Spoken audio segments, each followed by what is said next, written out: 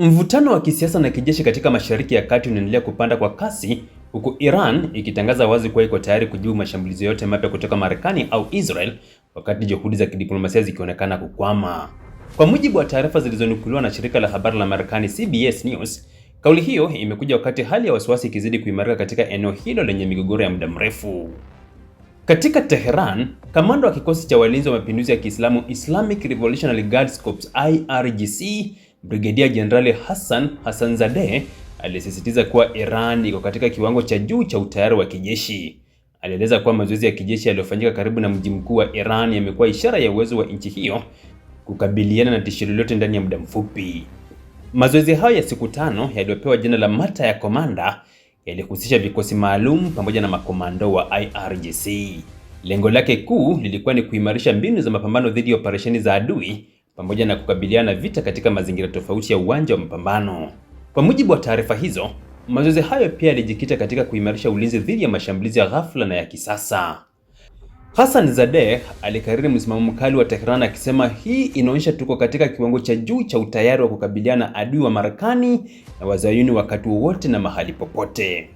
Kauli hiyo inaashiria msimamo wa muda mrefu wa Iran dhidi ya Marekani na Israel, ambao Tehran huvitaja mara kwa mara kama maadui wake wakuu wa kisiasa na kijeshi. Hali hii inatokea wakati ambapo mvutano kati ya Iran, Marekani na Israel ukiendelea kuongezeka, huku mazungumzo ya kidiplomasia yakishindwa kuleta matokeo ya haraka.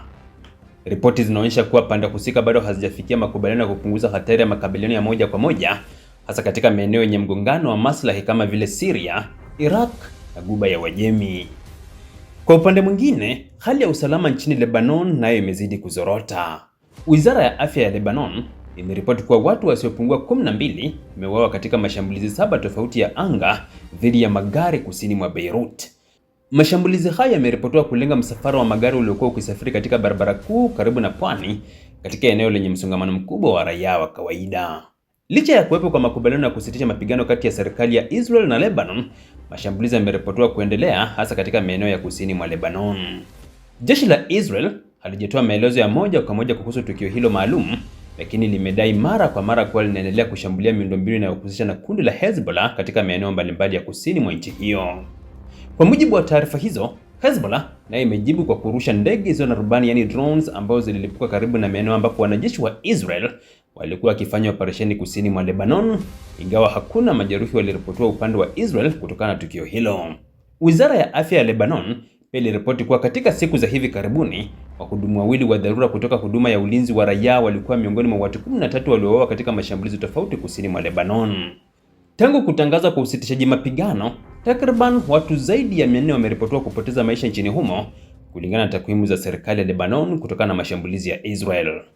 Hali hii ya ghasia inaendelea kujenga hofu ya uwezekano wa kuenea kwa vita katika ukanda mpana wa Mashariki ya Kati, hasa kutokana na ushiriki wa makundi mbalimbali ya kijeshi na uhusiano wa moja kwa moja na mataifa makubwa.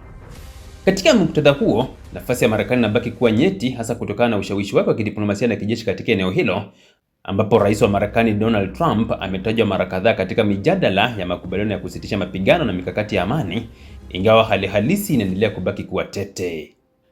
Mvutano kati ya Iran na Marekani umeingia hatua mpya ya hatari baada ya jeshi la Marekani CENTCOM kuendelea kutekeleza operesheni kali za kudhibiti meli zinazoelekea au kutoka bandari za Iran, huku Iran ikionya kuwa iko tayari kujibu mashambulizi yoyote ya kijeshi.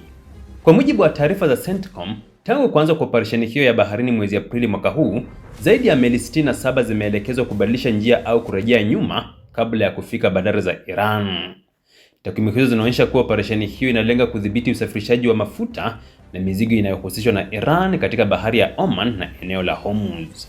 Ripoti pia zinaeleza kuwa vikosi vya Marekani vililazimika kutumia hatua za onyo kali, ikiwa ni pamoja na kurusha risasi za silaha ndogo, small arms warning shots, ili kusimamisha meli mbili zilizojaribu kupenya katika maeneo yaliyopigwa marufuku wiki hii.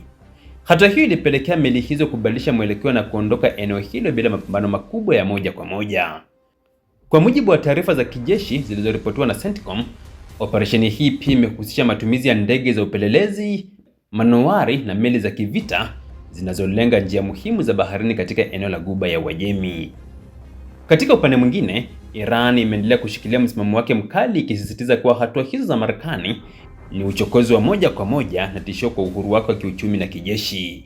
Maafisa wa kijeshi wa Iran wamesema kuwa vikosi vyao viko katika kiwango cha juu cha utayari na vitaijibu vikali hatua yoyote itakayohatarisha usalama wa nchi yao au miundombinu yao ya bandari na nishati.